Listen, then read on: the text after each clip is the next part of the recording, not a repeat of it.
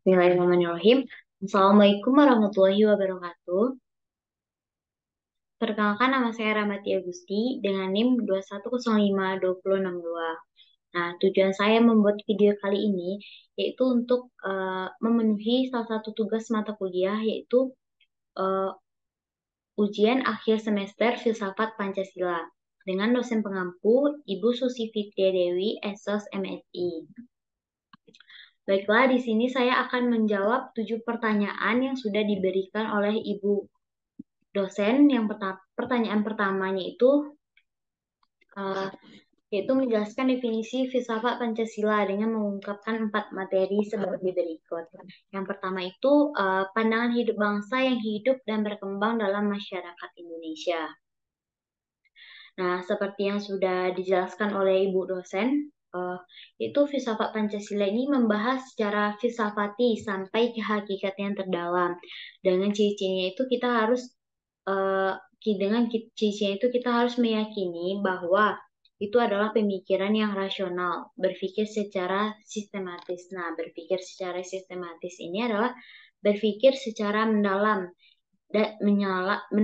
dan menyeluruh. Nah, di mana kita tidak berpikir secara dangkal lagi, tapi kita berpikir secara mendalam. Nah, memahami filsafat Pancasila ini ibaratnya itu kita sedang memahami diri kita sendiri.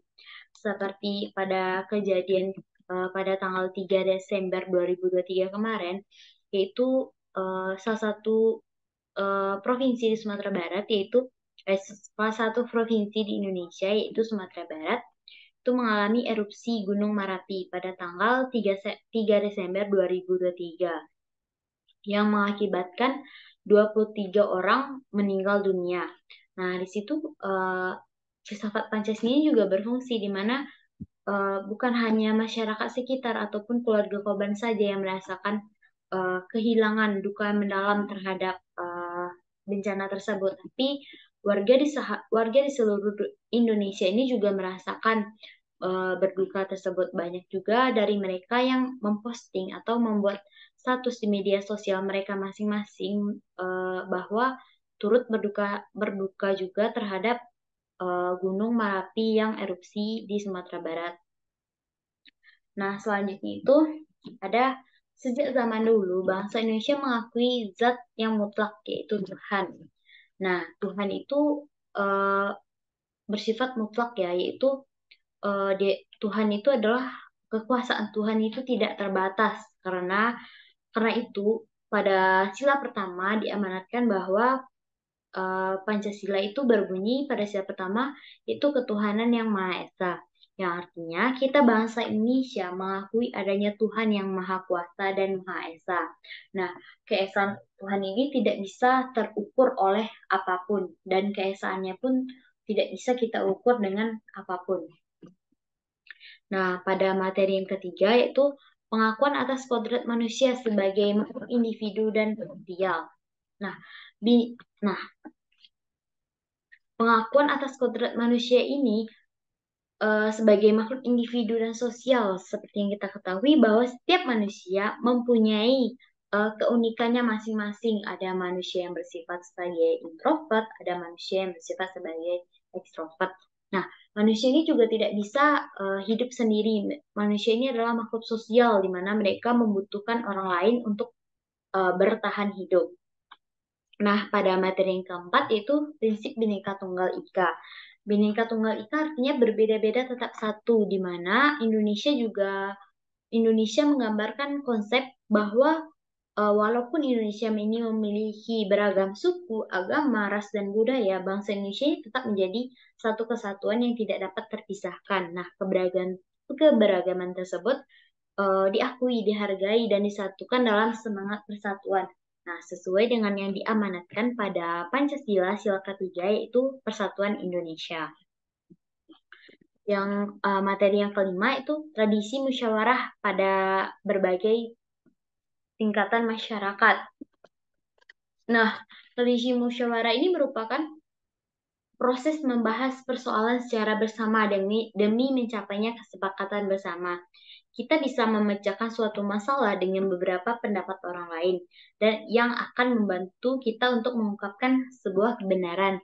Nah, dalam bermusyawarah ini juga kita harus dilatih untuk menghargai pendapat orang lain. Jangan kita hanya uh, seenaknya aja berbicara dengan orang lain, tapi kita harus pahami juga kalau kita berbicara A, apakah orang lain tersinggung, kalau kita berbicara B, bagaimana juga dampaknya. Nah, baik itu untuk mungkin untuk jawaban dari pertanyaan pertama.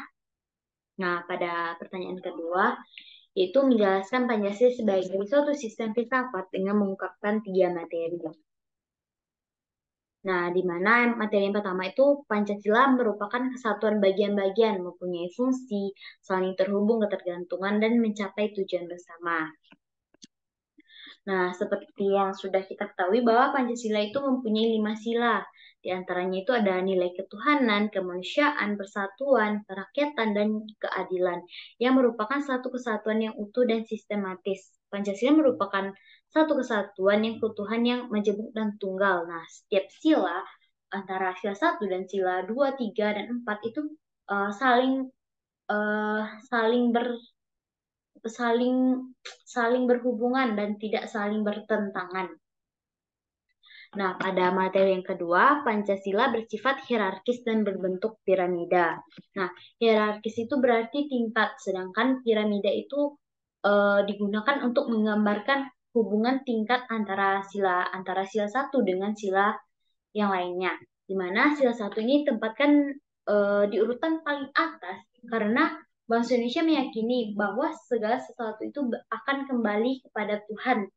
Nah, pada sila yang kedua, manusia sebagai subjek pendukung pokok negara, sehingga negara harus berlaku sesuai dengan lembaga kemanusiaan.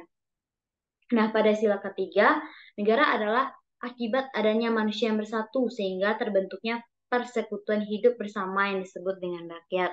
Pada sila keempat, rakyat mewakili kekuasaannya kepada lembaga perwakilan rakyat yang menjalankan fungsi secara bijaksana, mengedepankan musyawarah dan mewakili aspirasi rakyat, seperti lembaga MPR. Nah, pada pada sila kelima, di mana negara memiliki tujuan untuk mewujudkan keadilan sosial bagi seluruh rakyat Indonesia. Nah, untuk poin yang ketiga, di mana sila-sila Pancasila saling mengisi dan saling mengkualifikasi. Nah, seperti halnya yang di atas tadi, bahwa antara sila satu dengan sila yang lain itu saling mengisi dan saling mengkualifikasi, di mana artinya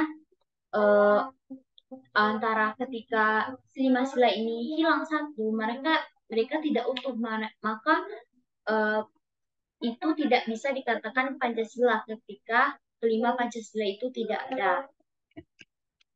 Nah, baik itu untuk pertanyaan nomor 2. Nah, untuk pertanyaan nomor 3 yaitu menjelaskan makna sila ketuhanan yang Maha Esa dengan mengungkapkan 4 materi berikut. Materi yang pertama itu bangsa Indonesia sejak dahulu kala telah memiliki nilai-nilai agama. Nah, seperti kita ketahui, sebelum kita ada di bumi ini, sebelum kita ada di dunia ini, Tuhan sudah lebih dahulu ada, di mana Tuhan itu adalah mutlak.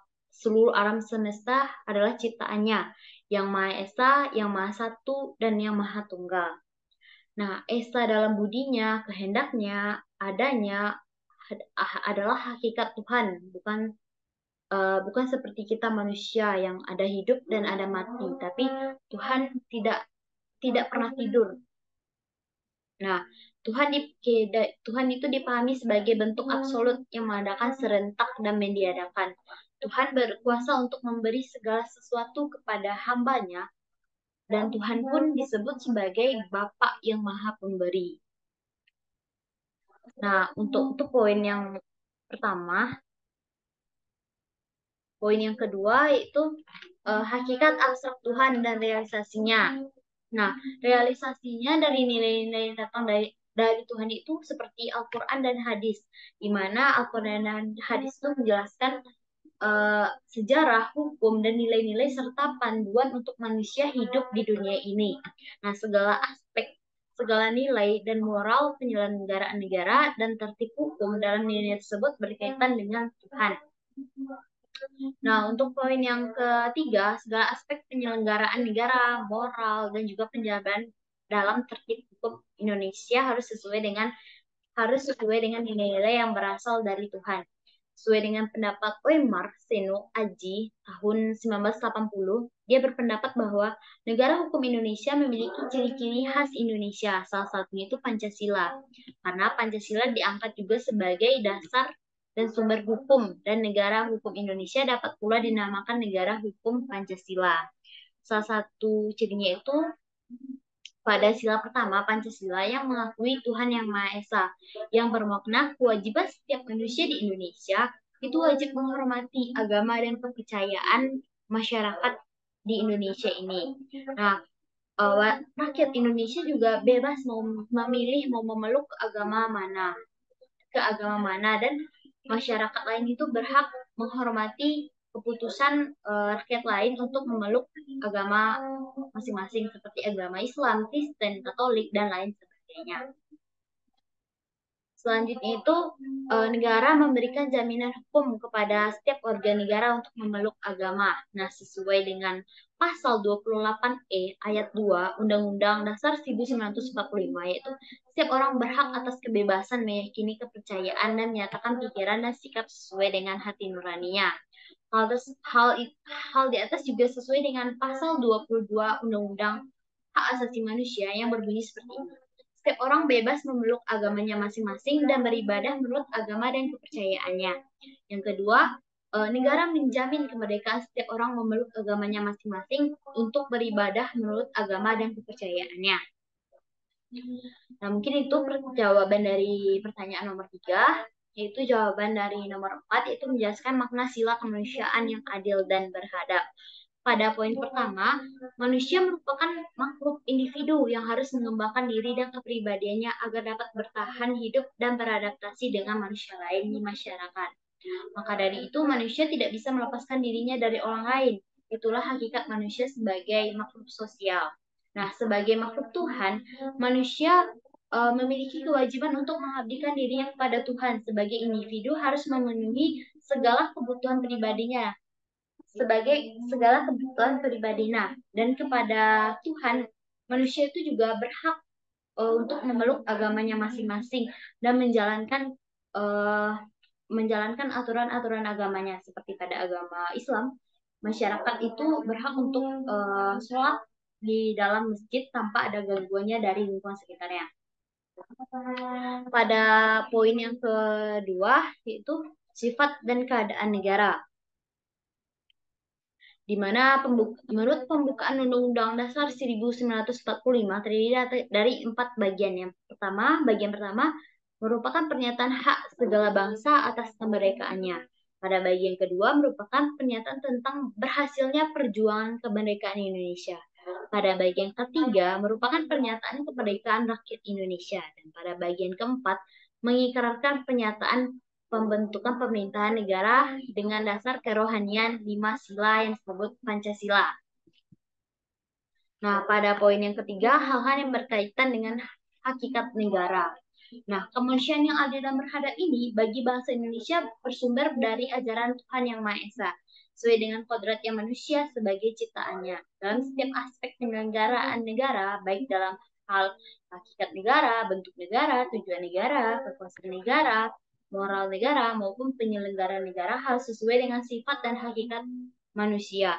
Negara Indonesia ini bukanlah negara individual, tetapi negara yang mengakui kodrat manusia sebagai individu dan makhluk sosial secara serasi, harmonis, dan seimbang. Pada poin yang keempat, yaitu hasil kerjasama akal, rasa, dan kehendak. Nah, di mana untuk dalam kita proses pengambilan keputusan yang melibatkan kerjasama antara akal, rasa, dan kehendak menggambarkan pendekatan holistik di mana aspek intelektual, emosi, etis dipertimbangkan secara bersama-sama. Pendekatan ini juga mencerminkan kompleksitas manusia sebagai makhluk yang memiliki kapasitas berpikir rasional. Nah, penting untuk kita ingat bahwa interaksi antara akal, rasa, dan kehendak dapat bervariasi dari setiap individu. Dan pendekatan ini juga dipengaruhi oleh nilai-nilai dan lingkungan sekitar individu tersebut. Nah, pada poin yang terakhir itu adil terhadap dirinya sendiri, terhadap sesama manusia. Nah, di sini kita lihat bahwa ada poin pentingnya itu adalah monopluralis. Nah, monopluralis itu artinya manusia terdiri dari banyak unsur, tetapi merupakan satu kesatuan yang utuh. Nah, monopluralis ini meliputi susunan kodrat manusia terdiri dari jiwa dan raga. Sifat kodrat manusia ini terdiri dari makhluk individu dan makhluk sosial, serta kedudukan kodrat manusia sebagai makhluk pribadi yang berdiri sendiri dan makhluk Tuhan. Itu untuk pertanyaan yang keempat. Untuk pertanyaan yang kelima itu menjelaskan makna sila persatuan Indonesia. Itu pada pembukaan Undang-Undang Dasar 1945 alineal kedua, yaitu persatuan dalam perjuangan kemerdekaan Indonesia merupakan faktor yang penting dan sangat menentukan keberhasilan perjuangan rakyat Indonesia. Karena persatuan merupakan suatu syarat yang mutlak untuk terwujudnya suatu negara kita, yaitu Indonesia. Nah, makna persatuan Indonesia harus sesuai dengan hakikat satu, yaitu sifat keadaan negara Indonesia yang sesuai dengan hakikat satu berarti mutlak yang tidak dapat dibagi. Secara bangsa Indonesia ini yang menempati suatu wilayah tertentu merupakan suatu negara yang berdiri sendiri dan sifatnya keadaan sendiri. Nah, sehingga negara Indonesia merupakan suatu diri pribadi yang memiliki ciri khas, sifat, dan karakternya seperti negara kita itu negara demokrasi. Yang pada poin kedua bermufakat, perhimpunan politik, Sumpah Pemuda, dan proklamasi. Nah, bermufakat atau perhimpunan politik kebangsaan Indonesia pada tahun 1927 yaitu didirikan atau biasa kita sebut dengan PPKI, yaitu didirikan di Bandung pada tanggal 17 sampai 18 Desember pada tahun 1927. Latar belakang didikannya PPKI ini adalah karena tokoh-tokoh pergerakan nasional beranggapan bahwa berjuang melalui masing-masing organisasi tidak akan membawa hasil. Soekarno itu akhirnya mempunyai ide untuk menggabungkan organisasi-organisasi tersebut supaya Indonesia dapat mencapai kemerdekaannya. Nah, jadi Soekarno itu ingin rakyat Indonesia itu bersatu untuk kemerdekaan negara Indonesia. Nah, selanjutnya itu ada Sumpah Pemuda pada tanggal 28 Oktober 1928. Nah, tujuan dari Sumpah Pemuda ini adalah untuk mempersatukan kekuatan gerakan pemuda Indonesia agar perjuangan untuk mendapatkan kemerdekaan dapat tercapai. Nah, Sumpah Pemuda ini juga mengajarkan kepada kita bahwa pentingnya kesatuan di tengah perbedaan. Meskipun Indonesia memiliki suku, bahasa, budaya, dan agama, Sumpah Pemuda ini mendorong kita untuk bersatu demi kepentingan bangsa. Dan selanjutnya itu adalah Proklamasi Kemerdekaan RI. Nah, pada tanggal 17 Agustus 1945. Nah, Proklamasi Kemerdekaan RI adalah pernyataan kemerdekaan bangsa Indonesia dari penjajahan Belanda dan Jepang yang dilakukan oleh Insinyur Soekarno dan Hatta pada tanggal 17 Agustus 1945. Proklamasi Kemerdekaan Republik Indonesia merupakan tonggak secara penting bagi bangsa Indonesia dalam memperjuangkan hak-haknya sebagai bangsa yang merdeka, berdaulat, bersatu, adil, dan makmur. Nah, selanjutnya itu negara melindungi segenap bangsa Indonesia dan seluruh tumpah darah Indonesia. Nah, sesuai dengan pasal 26, 31, 32, 35, dan 36. Nah, pada pasal 26 yang intinya pasal ini menekankan hak setiap warga negara atas pekerjaan dan penghidupan yang layak. Nah, pada pasal 31 ini menjamin hak setiap warga negara untuk memperoleh pendidikan dan menetapkan kewajiban pemerintah untuk membiayai pendidikan dasar. Nah, inti dari pasal 32, pasal ini menekankan pentingnya pengembangan ekonomi nasional dan menetapkan bahwa sistem ekonomi harus didasarkan pada asas kekeluargaan. Nah, pada pasal 35, intinya itu menekankan pentingnya pemeliharaan dan pengembangan seni-seni dan budaya nasional sebagai hak dan kewajiban negara. Dan pada pasal 36, pasal ini menyatakan tekad rakyat Indonesia untuk melanjutkan perjuangan kemerdekaan dan menetapkan karakteristik negara Indonesia yang merdeka, bersatu, berdaulat, adil, dan makmur. Nah, dari kelima pasal ini mencerminkan prinsip-prinsip dasar negara Indonesia yang mencakup aspek-aspek seperti keadilan sosial, kekeluargaan, hak dan kewajiban warga negara, pengembangan ekonomi nasional, pemeliharaan seni dan budaya, serta tekad untuk melanjutkan perjuangan kemerdekaan. Nah, baik, itu jawaban dari pertanyaan nomor 5, yaitu jawaban dari pertanyaan nomor 6. Itu menjelaskan makna sila kerakyatan yang dipimpin oleh hikmat kebijaksanaan dalam permusyawaratan perwakilan. Pada materi 1, di mana sila keempat ini mencerminkan bahwa kerakyatan itu lebih luas daripada demokrasi dalam kerakyatan politik, sosial, dan ekonomi, di mana rakyat menjadi pemimpin dalam suatu negara, dasar politik negara. Nah, di samping kata kerakyatan, ada kata permusyawaratan atau perwakilan, yang artinya demokrasi ini membedakan negara kita dengan negara lain. Nah, permusyawaratan adalah karakter bangsa negara yang mengemukakan kebersamaan. Nah, pada materi yang kedua, yaitu permusyawaratan atau perwakilan, artinya karakter negara Indonesia yang mengemukakan kebersamaan, di mana rakyat dipimpin oleh Majelis Permusyawaratan Rakyat, maka segala sesuatu yang berhubungan dengan rakyat, MPR memegang kedaulatan rakyat untuk menjalankan sistem politik atau hukum. Nah, pada bagian yang terakhir, yaitu seperti yang sudah saya katakan tadi, bahwa rakyat memegang kekuasaan tertinggi, kedudukan rakyat lebih luas daripada demokrasi. Maka dari itu, kita sebagai rakyat harus benar-benar menentukan kepada siapa kita memberikan kekuasaan tersebut. Jangan sampai nanti kita salah sasaran memberikan kekuasaan tersebut kepada orang yang salah. Nah, mungkin itu jawaban dari nomor 6. Baik, kita masuk ke pertanyaan nomor 7. Di mana menjelaskan makna sila keadilan sosial bagi seluruh rakyat Indonesia. Pada materi yang pertama, dalam sila kelima, mengandung makna bahwa seluruh rakyat Indonesia ini berhak mendapatkan perlakuan yang adil, baik dalam bidang kebudayaan, agama, suku, hukum, politik, ekonomi, dan sebagainya. Keadilan sosial bagi seluruh rakyat Indonesia ini memiliki makna seperti keadilan. Nah, berdasarkan undang-undang, setiap masyarakat itu berhak memiliki hak yang sama dalam proses hukum. Nah, adil. Makna sila kelima ini berikut proses pengembangan sikap adil sesama manusia yang menjadi unsur naluriah. Nah, di mana perilaku yang menempatkan sesuatu sesuai dengan posisi atau porsinya. Yang ketiga itu hak dan kewajiban. Contohnya hak dan kewajiban warga negara untuk menjaga kedaulatan Indonesia dengan cara memberikan penanaman jiwa nasionalisme. Selanjutnya itu adalah kerjasama, yaitu kerjasama untuk mendapatkan suatu keadilan. Yang selanjutnya itu adalah kedermawanan. Kedermawanan kepada sama makhluk hidup dengan cara bergotong royong, saling menolong.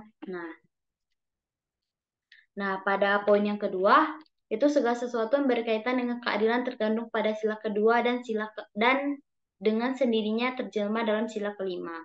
Nah, segala sesuatu yang berkaitan dengan keadilan yang terkandung dalam sila kedua dan sila kelima ini, di mana sila kedua ini kemanusiaan yang adil dan beradab, menekankan perlunya perlakuan yang adil dan beradab terhadap sesama manusia.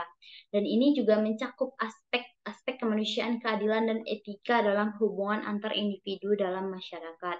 Nah, sedangkan pada sila yang kelima, keadilan sosial bagi seluruh rakyat Indonesia, itu menekankan pentingnya terciptanya keadilan sosial bagi seluruh rakyat Indonesia. Prinsip ini juga mengajarkan bahwa setiap warga negara memiliki hak yang sama untuk menikmati hasil pembangunan dan kemajuan negara, sehingga kesenjangan sosial dapat diminimalisirkan.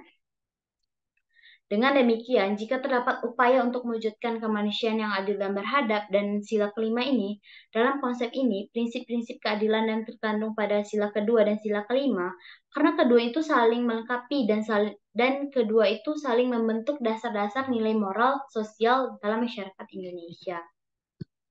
Nah, untuk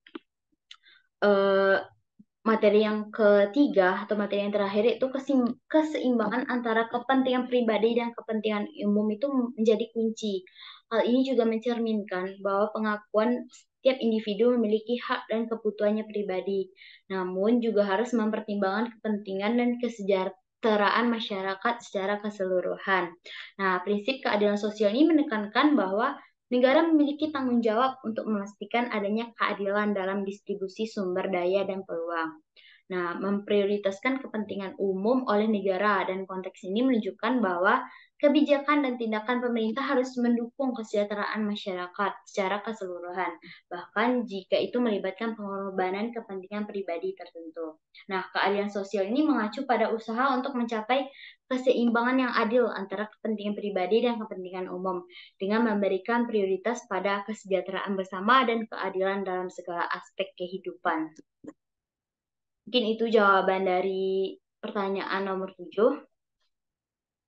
Di sini mungkin dari materi yang sudah Ibu jelaskan di kelas, mungkin dapat saya pahami bahwa filsafat Pancasila artinya kita bisa memahami diri kita sendiri. Nah, di mana kita tuh tidak hanya berpikir secara dangkal lagi, tapi kita berpikir secara mendalam. Seperti ada bencana di suatu daerah di Indonesia, pasti kita juga merasakan sakit yang dirasakan oleh masyarakat eh, Aceh misalnya, itu adalah sakit yang kita rasakan bersama juga, gitu. Jadi dari sini kita belajar juga bahwa cintailah negara kita Indonesia ini, karena jika kita tidak mencintai negara kita Indonesia ini, kita bisa terpecah belah oleh orang-orang yang ingin menghancurkan negara kita ini.